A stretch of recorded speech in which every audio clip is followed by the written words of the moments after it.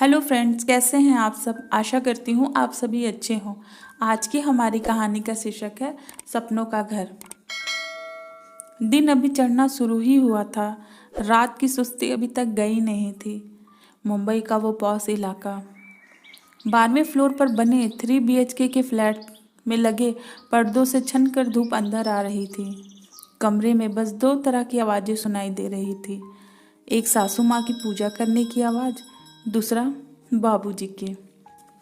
बाबूजी ने अपना चश्मा ढूंढते हुए मुझे आवाज़ लगाई, बहू मेरा चश्मा कहीं मिल नहीं रहा है, कहाँ रख दिया है आपने। मैंने रसोई से आवाज़ देते हुए कहा, पापा जी ध्यान से देखिए, मेज़ पर ही पड़ा हुआ है, मैं अभी आकर ढूंढ देती हूँ। मैं रसोई से निकलकर बाबूजी के कमरे की तरफ गई। लीजिए पापा जी, आपका चश्मा यहीं तो पड़ा हुआ था। फिर मैं अपने कमरे की ओर गई। वहाँ मेरे पतिदेव कंप्यूटर में माथा टिकाए टाइपिंग में मगन थे। हम दोनों की सोच बिल्कुल अलग थी। वे बस अपने कामों में ही उलझे रहते थे हमेशा। मैं तो उनके लिए बस उनकी पत्नी थी। हम दोनों के शौक अलग थे और सोच भी। शादी के कई सालों बाद भी मैं उनके शौक नहीं बदल पाई और ना वो मेरी सोच। चुपचाप जाकर कॉफ़ी को उनके टेबल पर रख दिया। वे बोले, जल्दी से गीज़र ऑन कर दो, आज मुझे ऑफिस में जल्दी जाना है। ऑफिस में आज बहुत इम्पोर्टेंट मीटिंग है क्लाइंट के साथ में। मैंने धीमी आवाज़ से कहा, सुनिए जी, मैं सोच रही थी कि इस बार घर को रेनोवेट करवा लेते, दिवाली भी आने वाली है। अगर दिवाली से पहले हो जाता तो अच्छा होता ना। हाँ, मैंने आर्किटेक्चर से बात कर ली है, वे आ जाएगा, तुम उसे देख लेना।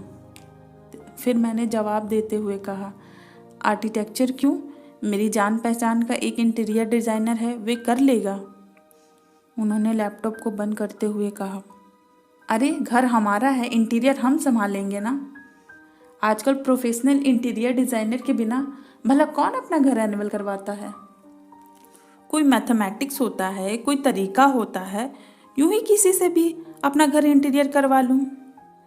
तेरी यार स्मॉल टाउन वाली मेंटेलिटी कब जाएगी।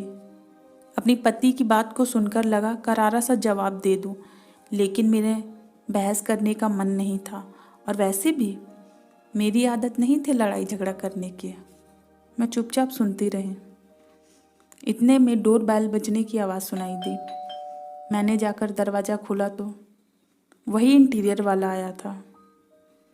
उन्होंने मुझसे कहा, मिस्टर वर्मा से मिलना था। हाँ ठीक है, अंदर आइए। वे अंदर आ गया। वे अंदर आकर मेरे पति से मिला। दोनों सोफे पर बैठकर बातें करने लगे घर को लेकर। मैं रसोई में चाय लेने चली गई। अगले दिन घर की रेनोवेट का काम शुरू हो चुका था। सारा सामान सामने वाले खाली फ्लैट पे शिफ्ट कर दिया था ताकि काम ठीक से हो सके और हम आसानी से काम को होते हुए भी देख सकें। अगले दिन डाइनिंग टेबल पर एक नक्शा बिछा हुआ था। उस पर मेरे पति और वे आर्किटेक्चर झुके हुए थे। मेरे पति ने चेहरा उठाकर मेरी तरफ देखते हुए उस आर्किटेक्चर को कहा, इतना ज़रूर करना, दिवाली से पहले घर का काम पूरा हो जाना चाहिए। मैंने मुस्कुरा दिया। जब घर पूरी तरह से तैयार हुआ, उसके बाद जब मैंने घर को देखा तो घर की सजावट बिल्कुल मेरे सपनों के जैसा था। मेरे पति ने ना जाने मेरी कितनी छोटी बड़ी इच्छाओं को पूरा कर दिया था उस घर के जरिए। खिड़कियों में हल्के रंग के पर्दे झूल रहे थे। स्टडी रूम एक जगह पे था जहां वे काम कर सके। बालकोनी में मेरी पसंद का झूला लगा हुआ था। मेरे कमरे का कलर बिल्कुल मेरी पसंद का था। पूरा घर मेरे सपनों वाला था जो मुझे चाहिए था। मेरी आंखें खुशी से नम हो गई। पीछे से आवाज़ आई। पलटकर देखा तो मेरे पति खड़े थे। उन्होंने मुझे गले लगाकर कहा, ये तुम्हारा घर है, बिल्कुल तुम्हारे सपनों वाला। बस इतनी सी कहानी थी ये। आपको कैसी लगी? अगर अच्छी लगी हो तो मेरे चैनल को सब्सक्राइब करें, लाइक करें और शेयर करें। आगे मैं आपके लिए और ऐसी वीडियो लाती रहूँगी। तब तक आप अपना ख्याल रखें।